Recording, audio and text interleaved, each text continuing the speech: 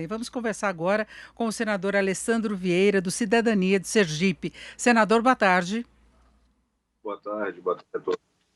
Bom, senador, o senhor está protocolando aí um mandato de segurança com pedido de liminar, né, no Supremo Tribunal Federal para impedir a sabatina do ministro Jorge Oliveira da Secretaria-Geral da Presidência, indicado pelo presidente Jair Bolsonaro para o TCU, o Tribunal de Contas da União. Eu queria saber com que base, qual seria aí o fundamento desse pedido que deve ser apresentado ao Supremo. Nós já protocolamos o pedido. Basicamente, você tem um problema de origem. A vaga não existe.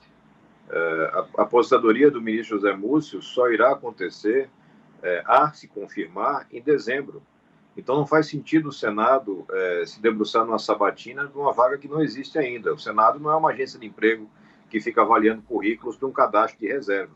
A gente tem que ter um respeito institucional e uma organização. Não faz sentido esse assodamento, essa tentativa de se passar de qualquer forma a indicação do ministro Jorge Oliveira. Agora, isso não vai acontecer em algum momento, já que haverá mesmo aposentadoria e depois a abertura dessa vaga? Até o momento da aposentadoria concretizada, é possível a retratação por parte do ministro Múcio. Ele não está saindo na compulsória, como seria o caso, por exemplo, do Celso de Mello. Ele está antecipando em 3 anos a sua aposentadoria por uma vontade pessoal. Mas ele não protocolou o pedido de aposentadoria, ele apenas comunicou sua intenção de se aposentar no mês de dezembro. Deve sair lá por janeiro. Só quando a vaga existia que é possível fazer a indicação para a vaga. É uma questão até de lógica. Não há sentido nenhum nesse assodamento, nessa pressa do governo e do próprio Senado em tentar fazer essa batina para uma vaga que não existe. E a sabatina está prevista agora para o dia 20 de outubro, é isso? Exatamente, para o dia 20 de outubro, o que nos parece absolutamente desarrazoado. Você está fazendo uma movimentação no Legislativo, no Senado, você está tendo a indicação do presidente e a vaga sequer existe. Nós já temos o quadro de ministros preenchido. Então é muito importante que a gente coloque as coisas no seu devido andamento, não por uma questão de apego a formalidades, mas por uma questão de respeito institucional. Você tem que acabar com essa história da República do jeitinho, do tapinha nas costas, dos jantares. É preciso fazer as coisas de uma forma organizada e respeitando o rito da lei. Agora, senador, não haveria possibilidade de o Senado simplesmente postergar essa sabatina até que se formalizasse mesmo a aposentadoria? O senhor não viu ambiente para isso? Não, hoje você tem um grupo bastante representativo que tenta atender aos desejos do governo federal. A gente entende que está em véspera de eleição, a gente entende que tem toda uma carga de transferência de recursos e mesmo de popularidade do presidente, e por conta disso você tem esse assodamento no atendimento. Mas você não pode colocar o carro na frente dos bois, você tem que ter calma e organização. O rito deve ser seguido porque é isso que a Constituição defende. A gente tem que seguir as coisas de uma forma institucional, equilibrada, republicana, para que você possa ter o melhor resultado. O cargo de ministro, afinal de contas, não é qualquer coisa, é um cargo importantíssimo para a fiscalização das despesas públicas, dos gastos públicos. E a gente tem que fazer isso com cuidado e com rigor.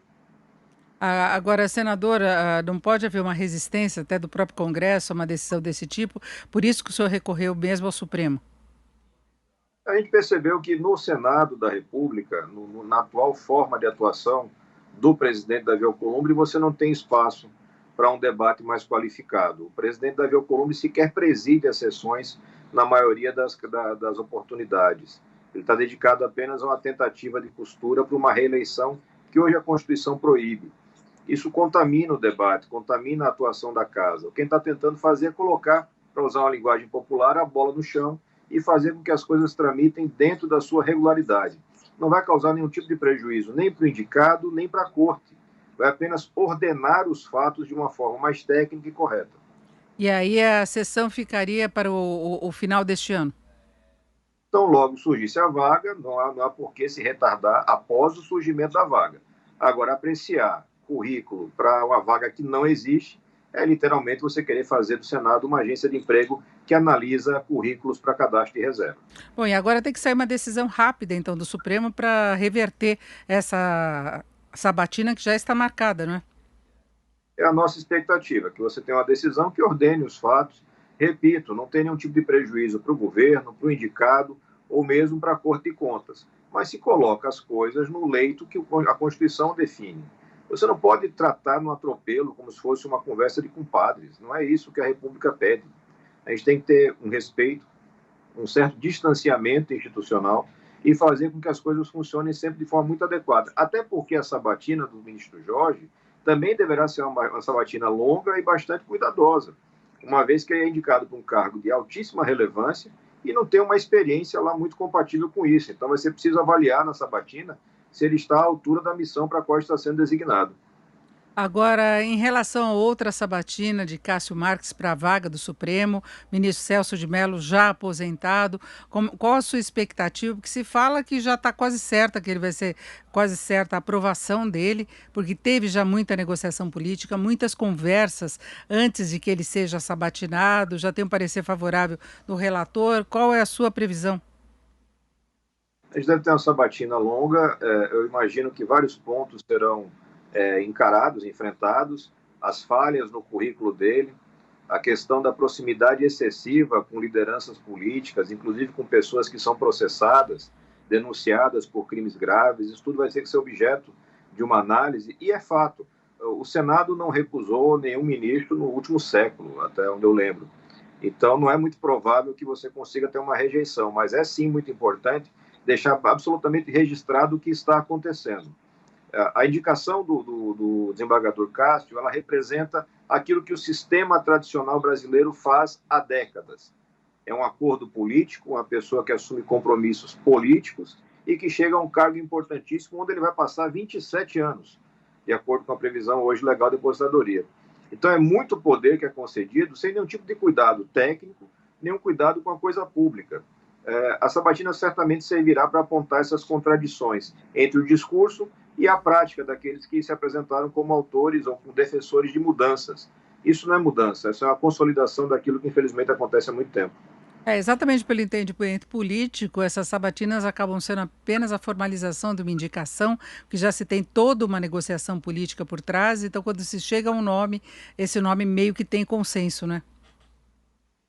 Você tem, e foi notório, foi público, um jantar na casa do Gilmar Mendes, depois um jantar na casa de um senador ou de uma senadora, e se reúnem investigados, presidente, ministros. Eu tenho certeza de que quem pensou na separação dos poderes e no espírito republicano nunca imaginou que as coisas seriam resolvidas desta forma, à base enfim, churrascada e tubaína. Não é esse o critério que a Constituição coloca e nem é isso que o Brasil precisa.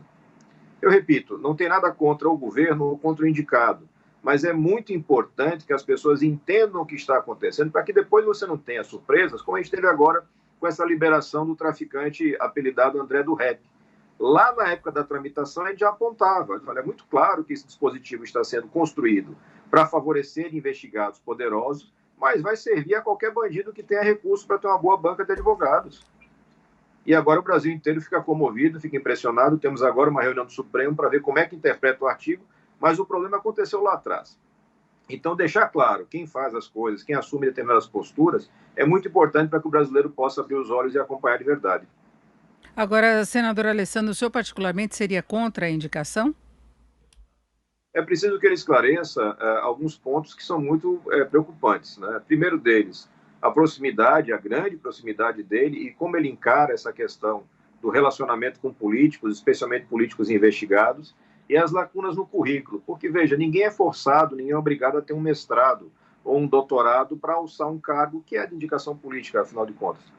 Mas quando você faz uso desses títulos acadêmicos e os títulos são apontados como objeto de plágio ou como algum tipo de deficiência na documentação, isso acaba atacando um requisito constitucional, que é o da reputação ilibada. Quem pratica plágio não tem reputação ilibada. Isso é muito claro. Então, a gente vai ter que conversar, ouvir as explanações do indicado e apontar nosso voto, que hoje, nesse momento, seria um voto contrário.